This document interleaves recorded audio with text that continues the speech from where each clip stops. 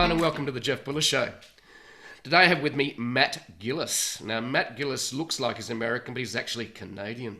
We all look the same. Yeah. Well, someone said to me the other day that did the DNA of Americans and Canadians, were they all born with square jaws, the males? And I'm not quite sure, but it could be true, because you've got a lovely square jaw.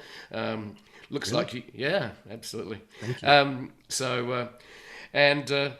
So welcome to the show, and Matt is the CEO and founder of Clean.io, which is a company that helps companies stop malvertising. Now, we've heard of malware, but malvertising is the use of malicious advertising to load malicious code onto websites and do bad things. And we don't like bad actors, we don't like bad things, and so Matt is about stopping bad things happening to your company and your website. So welcome to the show, Matt.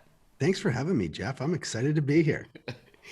So Matt's in Baltimore, which apparently I've heard from Matt that it's the digital center of Maryland, and quite a few startups have happened there, starting with the original one. I think you said advertising.com or something. Advertising.com, it's kind of like the godfather of how internet sites make money. Right. I think it dates way back, and I was not a participant in that one, but it was one of the earliest startups in the digital media side and helping sites make money. Many folks have kind of come out of that company and then, spawned a whole bunch of new startups, Millennial Media and Videology, and, you name it. There's, dozens of startups that have come out in kind of digital media and in the mobile space in Baltimore. So it's kind of a fun place to work if you like to work in digital media. Okay, well, we're at the fun hub of Maryland, so that's really good.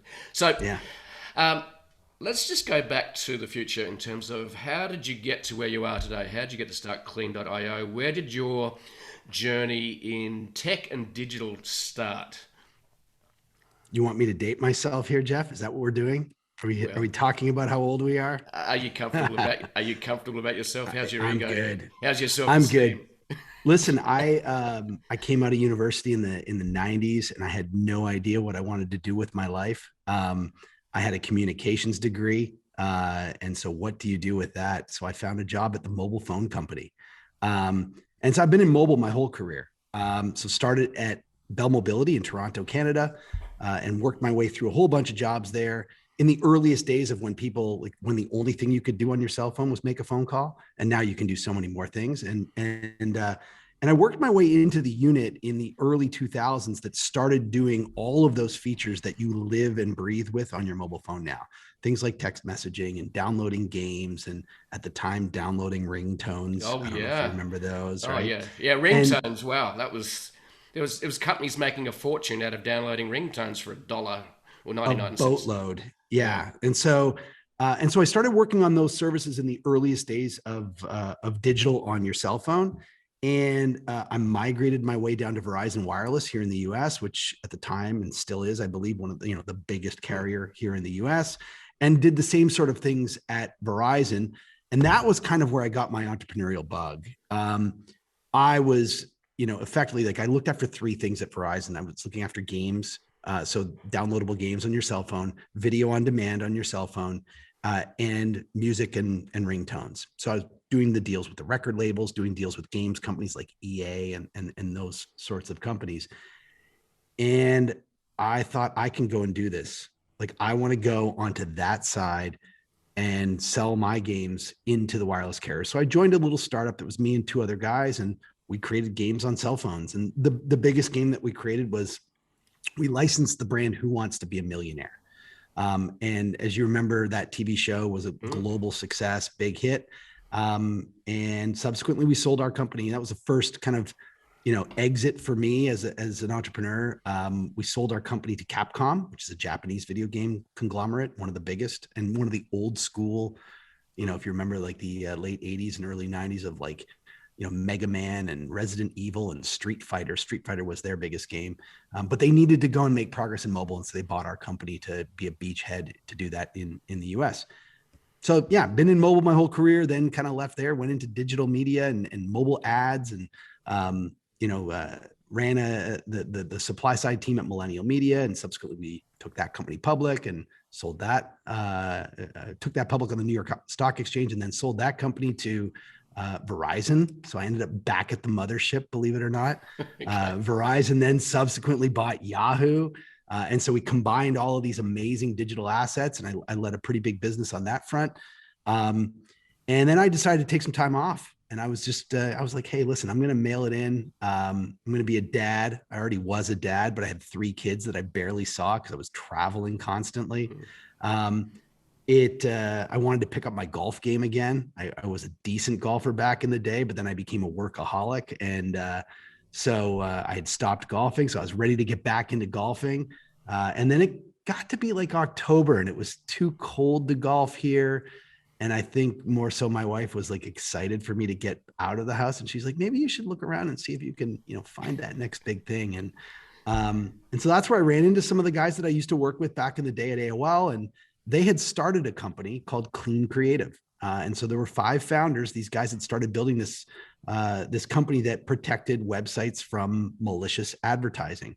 You may be familiar when you're on a website and you're scrolling and all of a sudden it takes over the experience, and it's really detrimental to the user experience and really detrimental to revenue, because obviously it destroys your session and you kind of have a frustrating experience. You may not go back to that website.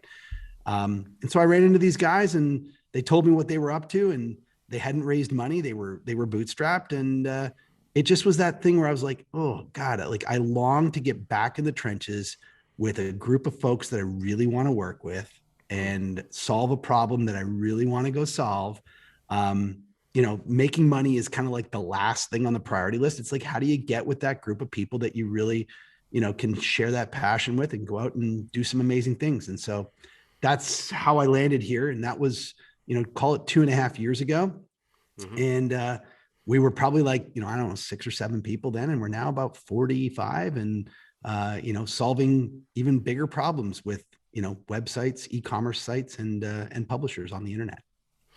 So Clean.io, so we're talking about malvertising, which is obviously global. How big a problem is malvertising? Give us some numbers, give us some scale. So we protect about 8 million sites a month on the internet from this sort of behavior. And it kind of shows its face in so many different ways. I talked about these things called redirects, which, tend to kind of like redirect your experience away to somewhere else and hijack you. It all depends on who the publisher is and kind of what their traffic composition is. It could be a 1% problem. It could be a 10 or 20% problem. Generally speaking, it probably blends out in that 1% range. Really where it comes from is, it's called programmatic media. It's like the openness of the internet. Anybody can buy ads on any website at any given point of the day or night. And so this openness allows bad actors to creep in, and anywhere where there are lots of users and lots of money changing hands, there are going to be bad actors. And so that's how the problem kind of rears its head. And, I say to folks that, creating content, if you're a publisher, like creating content is really hard and really expensive. As you know, you create content, it takes time consuming and takes a lot of energy and effort. Driving eyeballs, so getting people to come and either, download your app or come to your website is expensive to drive engagement. And so once you've gotten people to this point where they're ready to consume your content, if the only way that you're able to make money is through ads, well, gosh, you better take that user experience seriously and make sure that you are delighting people. It would be almost like, folks go to a restaurant and you don't have any quality control from the kitchen and people are getting food poisoning or having a bad meal. Yep. People aren't going to come back. And so that's what we do is we protect some of the biggest sites on the planet and, hopefully protect their reputation and the user experience and their revenue. Cool. So obviously a big problem. And with a global audience, how many people on the internet now? I think it's 6 billion out of 8 or something like that. Everyone's got a smartphone these days. Mm-hmm. And obviously you've got the website, which is the desktop website, and then you've got a mobile website. Yep. So how does your technology solve the problem, and how easy is it to put in place? Yeah, that's what intrigued me to come and join this thing and Yep. build it. The technology that the team has built is super differentiated. I have always had in my past what I would say is like good tech, but a great sales team, and maybe any sales leader would say that, right? I mean, it's tech was okay, but the sales team, man, they kicked ass. But in this case, we have tech that is incredible. Basically, it's a single line of JavaScript that sits at the header of the web page, and it behaviorally analyzes all of the execution of code that happens on the web page. And so, as you know, when a web page loads, like a whole bunch of things load with that code. And especially if you've got ads on your website, there's a lot of code that loads that you don't own. So what's crazy is you own your website, but someone else holds the keys to what code executes on your website without your control, without your permission. And so what we do is we're analyzing the execution of all that code. Different than any other solution, we actually let the bad actors buy on your website. We thought that the only way to solve this problem was to create a financial disincentive for the bad actor. So the only way to do that is actually let them buy the ad. And because the ad isn't malicious, the little image is not malicious. Usually what they're doing is they're stealing a McDonald's ad or a Burger King ad or American Express or something like that. And they're, repositioning that onto the website. It's the malicious JavaScript that is unpacking that gets delivered with that ad that is the bad thing. And so what we do is we chop the malicious stuff off. We let the bad ad render because the bad ad is just an image. Nothing wrong with that. We prevent the malicious stuff from executing. And in doing so, you never land on one of those pages that says, hey, Jeff, come and take this survey. You're a cable company customer of this ISP or whatever, or, hey, we think you might want to win this prize. Click here and give us your personally identifiable information. Those are all of the motives behind this sort of stuff. Because it never lands on that page, the bad actor never gets any engagement. And so we, in this business, talk about the bad actors. The bad actors are the most sophisticated performance media buyers on the planet. They know how to buy an ad for 20 cents for 1,000 ads. And instead of getting a 0.5% click-through rate, like a normal advertiser, they know how to trigger that to get a 100% click-through rate. And so in the case where sites are protected by us, they never get that click-through rate. It never takes you through to that landing page that they're trying to get you to go to. Therefore, they get no engagement. And so performance advertisers who get no engagement on a site, what do? Well, they actually blocklist your site. So they stop attacking your site. And that's really the secret behind what we do, is that because we make it unprofitable for the bad actors, they literally take their money to sites that are not protected by clean.io. Cool. So you're really almost putting a virus on top of the virus to stop them actually getting any benefit. Kind of turning their weapons against them a little bit. Yeah, yes. I like that. Yeah. Okay. It's clever. Yeah, it is. It's very clever. So let's go back to, you met the guys and you're bored, you're on the golf course and having trouble finding people to play golf with. Was that part of the problem? Listen, it's lonely.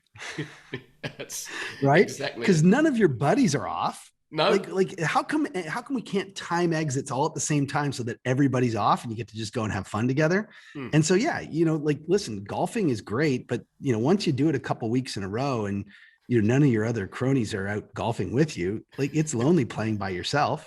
And as you can tell, I'm a really big introvert. And so, I want to be with people and, work. When you love what you do and you love the people you do it with, it's not work. No. Like that to me is the biggest secret is finding that passion, finding that thing that you wake up every day that doesn't feel like a job. Yeah. And by the way, I haven't had a job in probably, 20 years. Like, because I've always enjoyed, I don't look at it like it's a job. I look at it like, hey, I'm going to have fun. This is my thing. Yeah. And so, yeah, I was a little bit bored. I was lonely a little bit, because I wanted to get back to the trenches and that camaraderie. And by the way, that has changed a lot in the last year, as you can imagine, because here I am at our office and, it's nighttime here in the US, but I'm the only guy here most days. For the last year, I raised our Series A fundraising in COVID. We started raising it basically a year ago today. And so, the thing that I longed for, which was getting together with a group of people at the office and all that sort of stuff, like the last year has been incredibly challenging. Yeah. So you met the guys, and obviously there's going to be challenges, just like you mentioned. And what are some of the biggest challenges you've had since you joined the guys, got behind it? Did you put some of your own funding into it? Did you? What were some of the biggest challenges when you met the guys and went, okay, I'm in, let's go? What have been some of those challenges? You know, I don't think I've had many, like I've got first world problems, I think, right? Like, like obviously being an entrepreneur is a little bit of a struggle, right? Because it's challenging every day. You have epic highs and you have epic lows. I would say that when I look at the last 2.5 years of building this company, we raised our seed round. So we raised 2.5 million in a seed round pretty much right after I got here. Right. And then we raised our Series A last year. The first 18 months, I felt like when I sat down in that chair, on day one, I knew how the movie was going to go the next 18 months. And as you know, like, when you kind of like start building something, it's like you start to assemble the team, and then you start to like figure out your targets of who are the customers you're going to go and win. And all of that came true. And then COVID hit.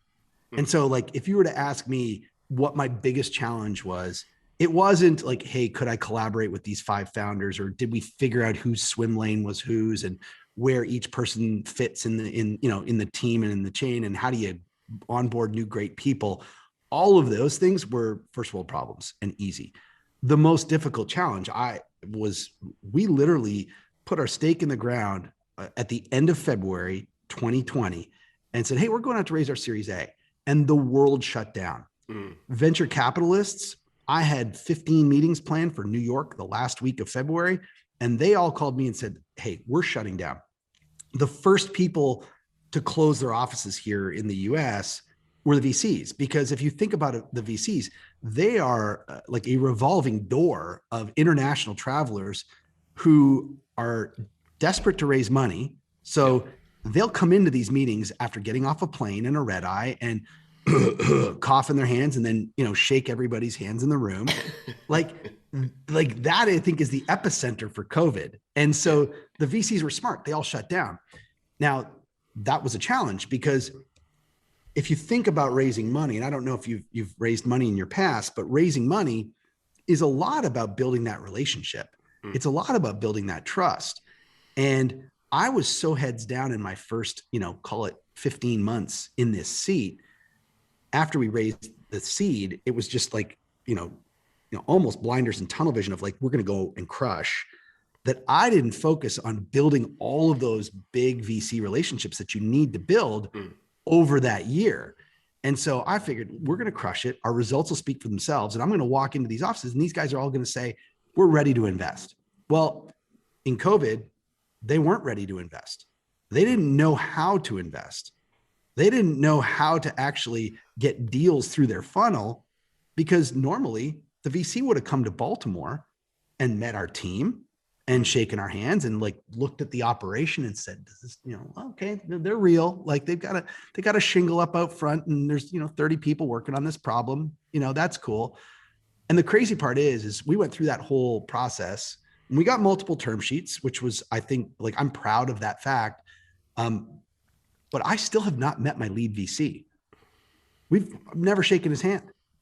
Right. And that's kind of crazy in this new world order. So we started, at the end of March, because we got bumped by 4 weeks. And we raised our Series A over the next 90 days. Mm-hmm. It's insane to think that here I am now, still a year later, I still have not met my lead VC. And so that was, by far the biggest challenge. And, I'm not speaking out of school. I think every company has faced the challenges of this new world order of how do you operate? How do you grow? How do you meet customers? How do you build relationships? It's different. It's been challenging. I have learned that I have muscles that I didn't know existed. So it's been a challenge. Yeah. Excuse me. It has been a very fascinating year, and you're right about building those relationships, nurturing them, because quite often the nurturing is done, over a glass of wine or sharing a dinner, or even going for a walk, like John Ferrara, known in Santa Monica. You catch up with someone and say, let's just go for a walk and chat. Steve Jobs is well renowned for doing that. Said, come for a walk with me, let's have a chat. It's actually meeting them in real life. So how have you guys, and how have you guys sort of nurtured relationships in the past 12 months? Because a lot of people are struggling or trying to work out how to optimize a business for remote work. So how do you nurture relationships, number one? Number two, what are some of the tools that you've been using as a company to run your business and manage it in this strange times? What's kind of cool is that we were always a pretty distributed workforce, and we've always been super flexible. And so I think the shift to remote work and that sort of thing hasn't been a huge hurdle for us. Yep. And a lot of the people that we work with here, we've worked with in the past. And so a lot of folks from my last, company have joined this team. And so we all had a pretty good cadence as to how we worked and how we communicated. As you can imagine, it's tons of video, we've tried to, have socially distanced meetups and that sort of stuff, which is super, challenging because you don't want to put any pressure on anybody to have to get together. But God, I was like longing for that, like face-to-face, relationship with my team. Yep. Customers, on the other hand, like it's been a challenge. So lots of video calls. We've tried to do these kind of like virtual happy hours. Sending cocktails and getting folks on Zoom calls and doing wine tastings or that sort of thing. Like we tried to think outside the box and do the things. Like the interesting thing about this industry is there is this general cadence of probably every month or every other month there was a big industry trade event. And these industry trade events, usually it would be like either in Las Vegas or in New York or San Francisco or, Mobile World Congress, which was, the big event in Barcelona, and everybody, like 100,000 people go to Barcelona every February for this event. So there's all this, call it like the trade show circuit that has evaporated. Like it's gone. And I don't know, like, I hope it comes back because I think people are longing for this event, but this group of people that works in this digital media industry, it was kind of a thing where you go, hey, Wednesday night of Consumer Electronics Show, we're all going to be at the Chandelier Bar. And that was where everyone would meet up. And it was like a fraternity and a sorority where like kind of everybody knows everybody, or there's like 1 or 2 degrees of separation. And so I think, trying to, fill that void has been difficult, but we're trying webinars and reports and anything we can do to engage with our team and our customers. We've taken a good swing at. Yeah. I've been running a remote business essentially since about 2013. And the thing I've missed about work, having a remote, like my marketing manager is in Hungary and my editor is in Sydney, but we catch up in face-to-face for a drink in Sydney. And then I've got, a Philippine team that does the podcast editing and marketing as well. So, but I really miss that face-to-face a lot. I have a mentor that way back in the day, he gave me this advice and he said, there are really like 2 things that you need to focus on. And by the way, the advice, it's so simple, but he's like, focus on your relationships and focus on your reputation. And if you focus on those 2 things, if you actually deliver on those 2 things, the world is your oyster. And like going through the challenges that we've been through in the last year, like to me, like underscored exclamation point, like when we were raising money, I didn't get that opportunity to build the relationships with a lot of those folks. And so what did I have? I had my reputation. And so a lot of these folks would actually they look at LinkedIn and they back channeled every single mutual connection that we have. Really deeply go into like, hey, does this guy do what he says he does? And is he going to deliver? And, all of that matters. So, if you can focus on those 2 things, I think it doesn't matter the environment. You got relationships. Everybody wants to help each other out.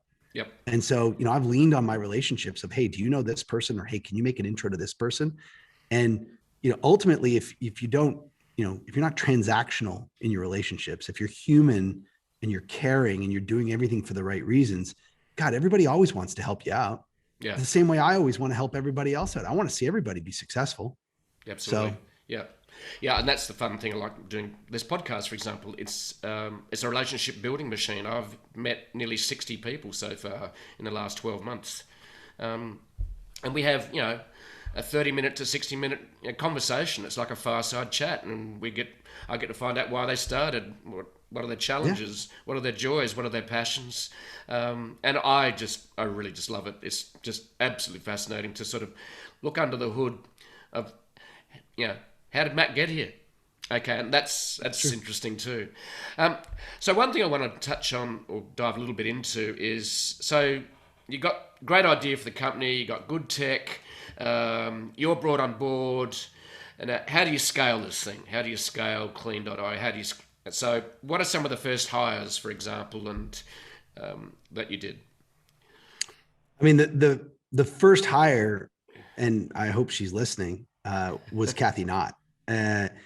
When you have amazing product, right, that sells itself, like our product started going viral with word of mouth. I didn't hire a marketer until 2.5 years in.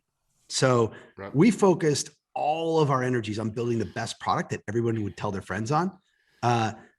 But you also need client success and you need operations. If you're going to build a scalable, repeatable, venture backable business, it needs to be rinse, repeat. How do you get this flywheel, this machine going? And for me, when I left my last gig, Kathy and I worked together at Millennial Media, and Kathy was the epicenter of the machine. She made the machine work. She made the machine print money. She was so passionate as the voice of the customer inside the company.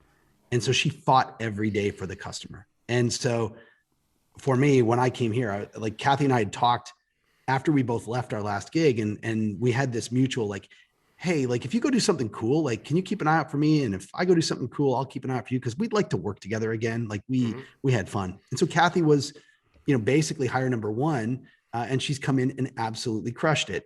Our net promoter score is 86. That means our customers like us. They like what we do. They like how we service them. They like our product. My investors say that means that, if your net promoter score is that high, you probably can raise your prices. Sometimes I don't know if that's the truth, but yeah, that to me was the most important hire. She was number one. And then obviously Kathy is a talent magnet. And so Kathy, then everybody's hey, I want to go follow Kathy. And so Kathy started building this client success organization. And then we've obviously expanded on the end side and the product side and, throughout the team. For me, that was the biggest key hire that has changed the trajectory of our company, because there's no better confidence on the sales side than knowing that if you bring the fish to the boat, that the people that are behind you are going to crush it and make them love you. And so, it allows, I think, our entire team to sell with confidence, knowing that Kathy and her team will deliver in spades and, delight our customers. That, I think, is one of the most important things. So Kathy's really done what you said were the two simple things that you should do in a business: build great relationships and create great reputation. With spades. Yeah. And by the way, she's the best in the business at it. Again, number one draft pick. If you said hey, you got one, Kathy Knott. Okay. End of story. Drop mic. And that's really good, because what's happened from there is you said that you didn't didn't do marketing for 2.5 years because the word of mouth around your product was so good that people... Yeah, I'm not bragging about that, because I think, listen, we needed marketing. Guess who was doing marketing and not doing a great job of it? This guy, right? So, but I think, listen, as you know, at a startup, you have to make choices. Difficult choices, and you don't have never-ending supply of money, and so you've got to be very thrifty with how you spend it. And for us, we got scrappy on marketing instead of really investing, and we obviously had brand momentum, and people started telling their friends, and they tell two friends, and they tell two friends, so it worked out okay. but we hired a real professional of marketing about 6 months ago now, and she has crushed it for us and, repositioned our company. We now have other new products and extensions of this business. And so, I think you just make choices. You got to focus. And so for us, we focused all of our energy on product and tech. Okay, and then the rest followed, and then you've basically now it's time to hit the go button and really go for it.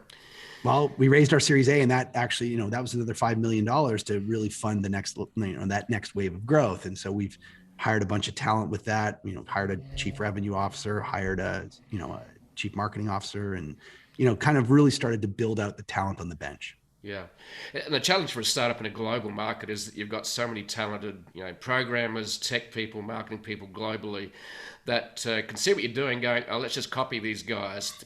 Then it becomes like a battle for basically keeping evolving your tech as well as basically sales, isn't it? So it's really two big battles you've got to win. Number one, you've got to keep evolving the tech. And number two, you've got to then go for the market share. They're your two big battles. The cool part about a cybersecurity company is, in a traditional product company, you kind of you build and you launch and then you move to the next thing. And that, historically, that's been kind of what I've been part of. At the video game company, build a game, launch it, go to the next title, build it, launch it, go to the next title. In this business, you're never moving on to the next title. You have to constantly be innovating, because guess what? The enemy that we're fighting has weapons that we can't see. The people that we're fighting in this malvertising business, they're nameless, faceless. They probably live in their parents' basement somewhere in, China or, Russia, or who knows, Topeka, Kansas. I don't know. But they're constantly innovating. And so you have to constantly be innovating. You can't launch the product and, say let's hope that this, cyber solution lasts forever. It's every day they're doing everything they can to circumvent the protections that you've put in place. So, that's interesting. We have a new business that we just launched on the e-commerce side that protects e-commerce merchants from this kind of malicious and untrusted JavaScript as well. You may be familiar with Honey or Wikibuy, which is Capital One Shopping. These are Chrome extensions that jam in, discounts at checkout for consumers on the e-commerce side. And so we protect those stores from this malicious and untrusted JavaScript in the same sort of way. But yeah, you have to constantly be innovating. In that world, the actors are not nameless and faceless. Honey is owned by PayPal. So we're now competing against PayPal and the resources that PayPal has. Capital One Shopping is owned by Capital One, which is a huge bank here in the US. And so, it's interesting, both sides of our business, where we're, they're so different because nameless, faceless, and huge behemoth companies that we're competing with. But, it's exciting. Every day is different. Yeah. So I don't know if you can tell me this or not. Are you profitable yet in terms of where you are, or basically it's a race to get market share and get global and get brand awareness and sales? Yeah, we're not profitable. We're still investing, obviously. Massive revenue growth. And so we're pressing the gas. Our goal here is to, it's a race. Kind of when you get on that venture treadmill, right? And it's a race, but it's a marathon. Right. So you've got to be building long-term, scalable, sustainable businesses, but you have to hit these hurdles in the near term. And so it's it's a little bit of a mindset of, we are in a race because, we're first to market. I think with this new product on the e-commerce side, we were not first to market in the other side. But we've managed to steal incredible share on that side. And we're now in this massive growth mode on the e-commerce side and trying to grow our share. So, not profitable, but, not bleeding money either by any means. If I told you what we're burning, West Coast VCs would say I'm profitable.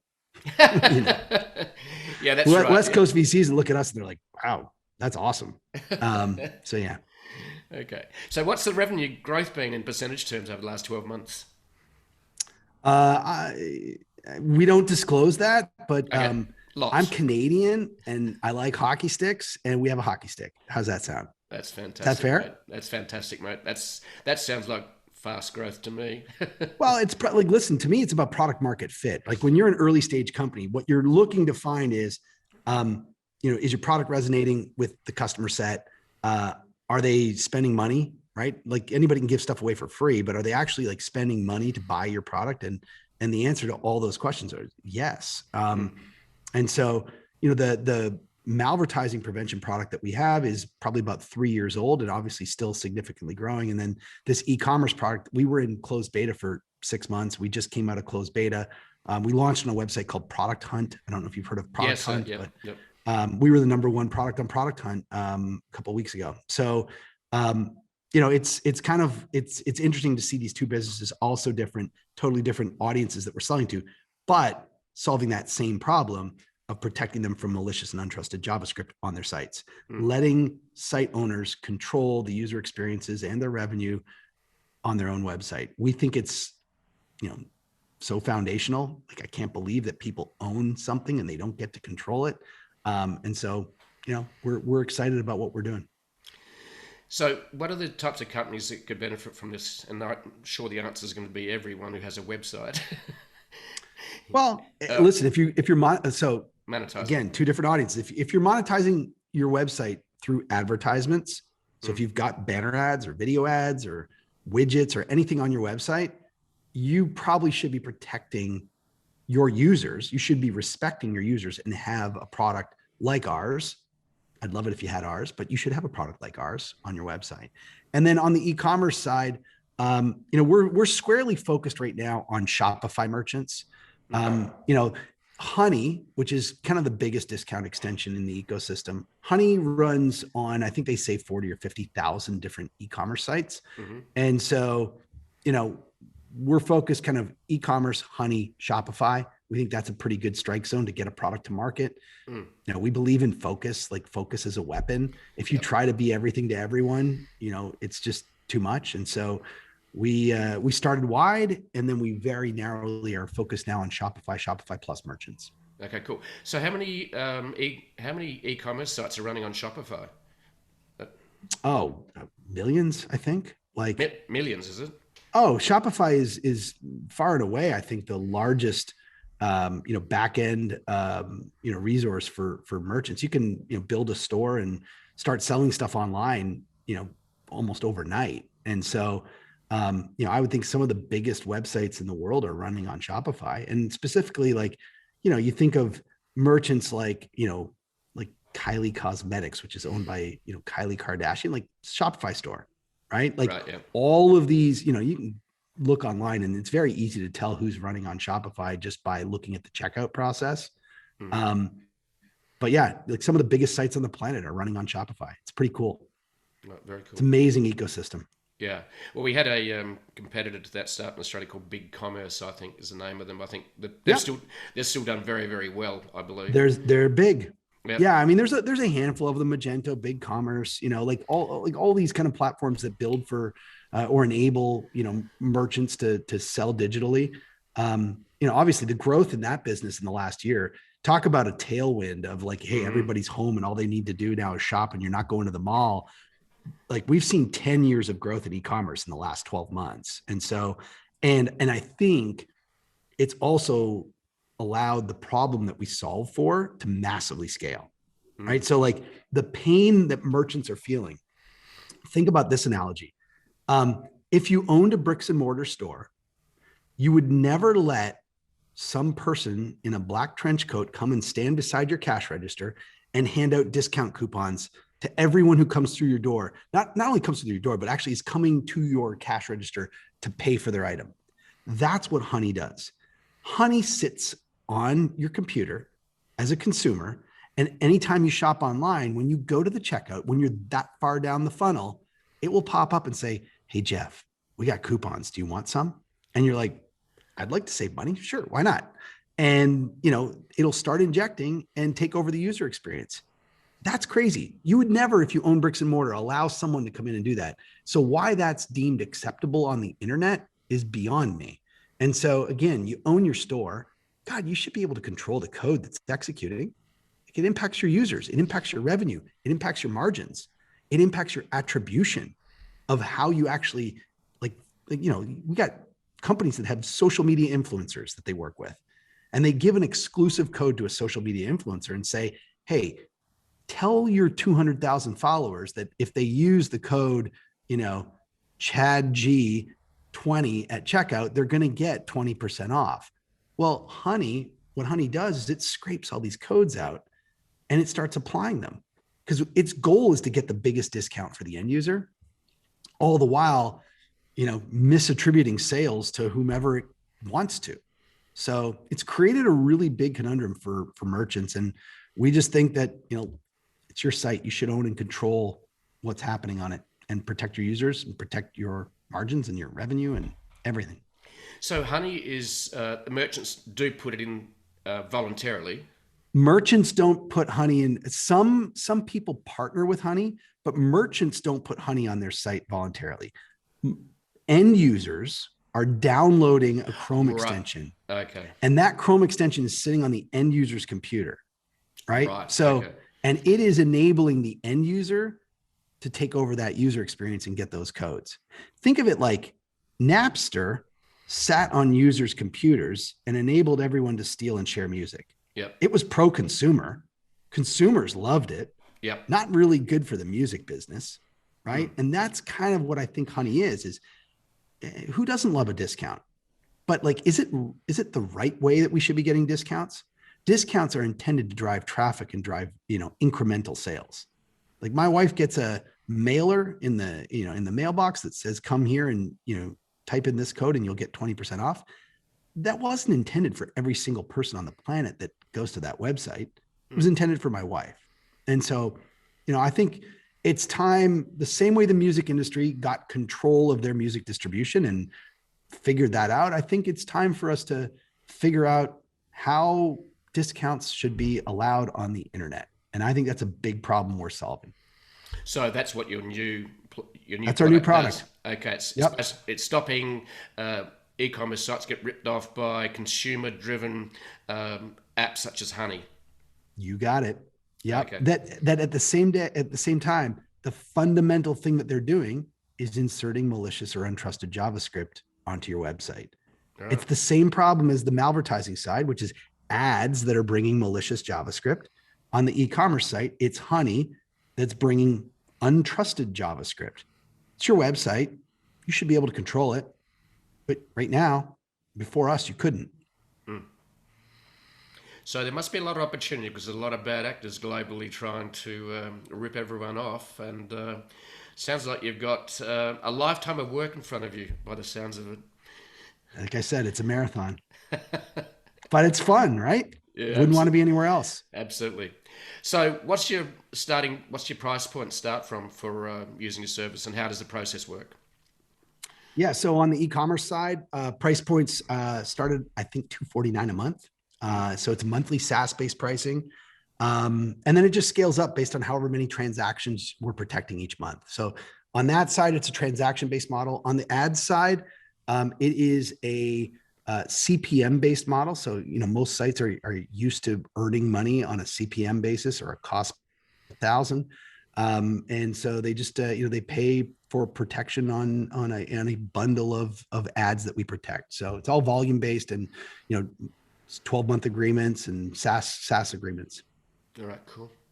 So how do they find you guys? Yeah, you can find us at clean.io. And you can find me if you want to reach out to me. If we can help, hit me, Matt, M-A-T-T at clean.io. Either send me an email or hit me on LinkedIn. Would love to connect. Thanks, Matt. It's been an absolute joy. And I learned a lot today about the continuing involvement of bad actors that you guys are trying to stop and help people make more money and protect websites. I think it's awesome.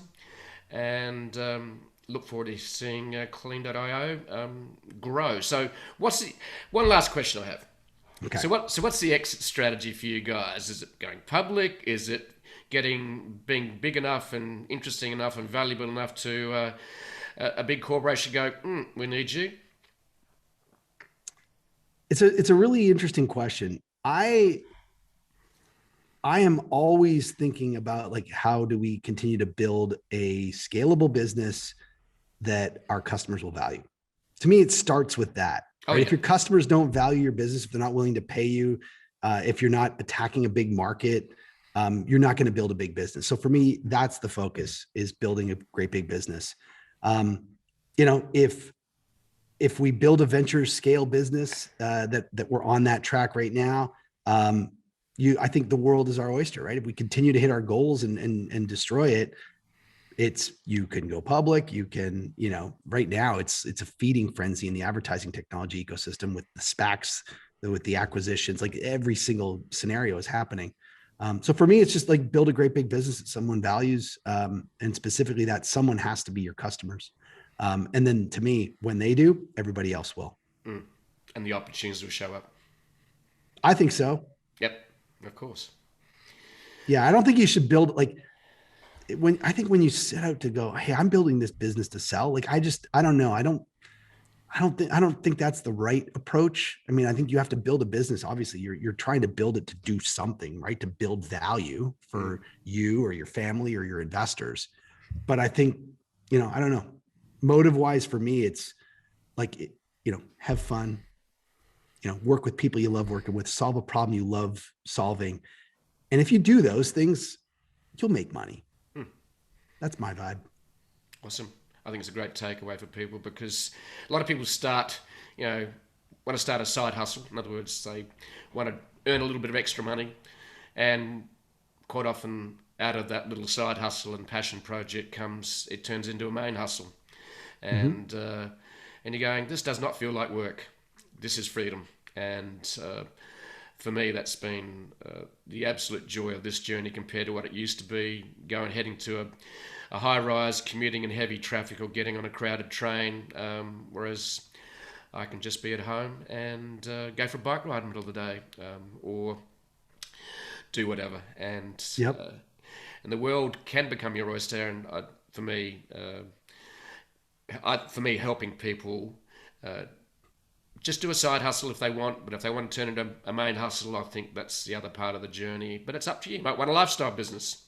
You only need a few $1,000 a month, and life's all good. So it's it's all what drives you to wake up every morning and kick your heels, and it's different for everybody. And by the way, when I left the phone company, 15 years ago, maybe 17 years ago, everyone was like, "Are you kidding me? You have the best job. You work at the phone company. You have great benefits. You make great money." Like, and they're right. And a lot of people that I worked with, guess what? They're still there. Yeah. Because that's what works for them. For me, I don't know. I kind of wanted to walk that tightrope without the net. And as silly as it sounds, one of my mentors is my uncle. When it came time to like walk away from the job and go and do that, tightrope walk, his advice to me was like, what's the worst thing that can happen? I was like, well, I don't know, maybe it lasts a year and we run out of money, or we fail, or we fall on our face. And he's like, well, after all of those things, aren't you going to be actually like even more hireable by someone else? Like, after having those skills, won't that make you more valuable? And that was kind of what gave me the courage to go and do it, to leave the comfort of that safety net of that job to go and really step out. So, but it all depends on what makes you tick. I think for me, taking calculated risks is the thing that fires me up. Well, it's great to see you writing your own story. I think that's what is great to see.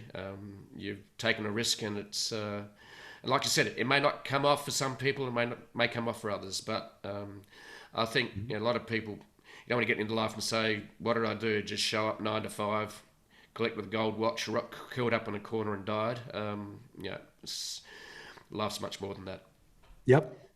Well, I appreciate you having me, Jeff. Okay, thanks for the time. It's been an absolute joy, and enjoy Baltimore, and keep enjoy safe. Sydney. Hopefully I get back there someday soon. I loved Sydney. Well, you visited one of my favourite spots in Sydney called Watson's Bay, which you can get there by road, you can get there by ferry. But there's some special spots here, and look forward, when you make it here, let me know, and we'll roll out the red carpet and maybe some red wine. Love it.